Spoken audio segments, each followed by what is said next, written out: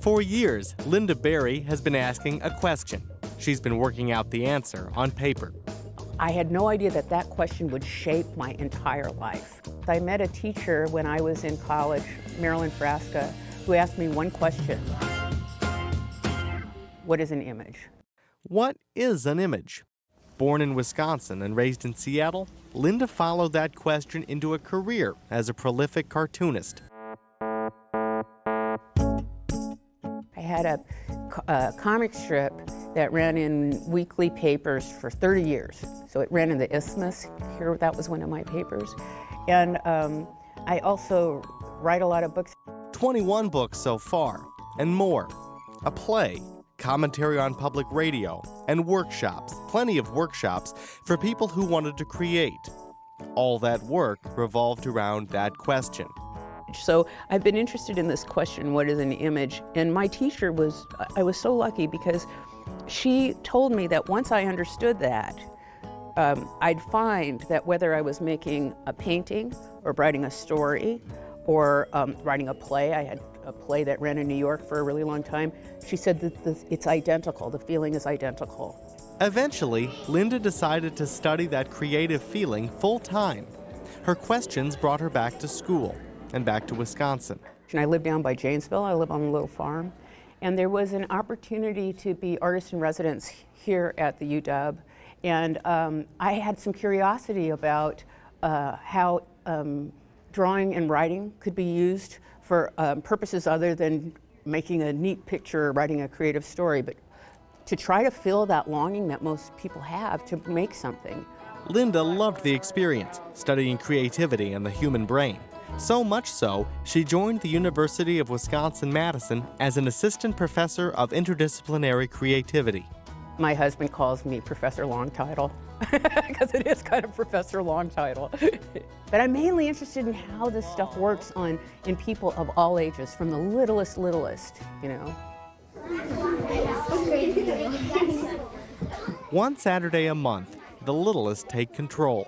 Working with a team of graduate students, Linda observes the connections between how kids draw and how they think.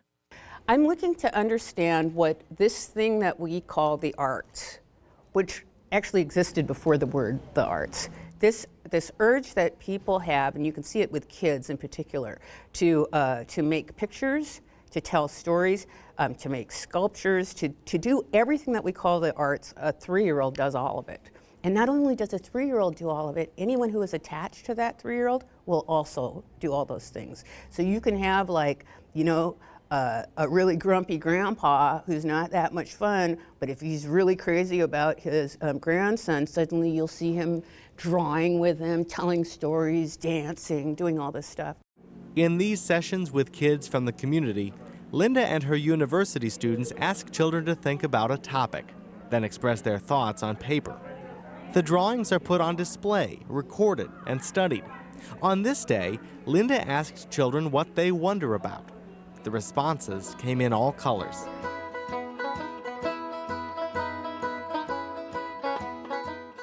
I'm wondering about what caterpillars think about people. Why is the world the world? Do zombies wear pants?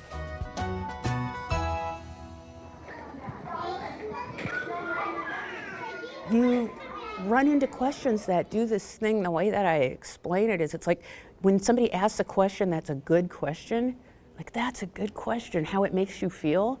I'm interested in what's happening to the body when you're going, oh yeah. Sometimes you laugh because something's funny, but sometimes you smile because it makes you happy or something's beautiful. Yeah. That was beautiful. Linda does similar research with older adults and college students. They wonder as well. I know the universe is expanding, but what is it expanding into?